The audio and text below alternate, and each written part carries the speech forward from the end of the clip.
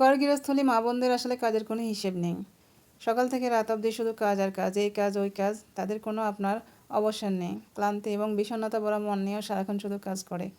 আমি এখানে কিছু আপনার বেগুনের চারা, আপনার কিছু টমেটো, কিছু নাগামরিচ, মানে একটু একটু করে সব কিছু এখানে মানে খামার ঘরের সামনে আপনার দিয়ে দিলাম। আজকে অনেক দিন পর খামার ঘরে এলাম আপনার হাঁসগুলো দেখার জন্য। তারপরে এই যে দেখেন আমি ভেতরে প্রবেশ করতেছি।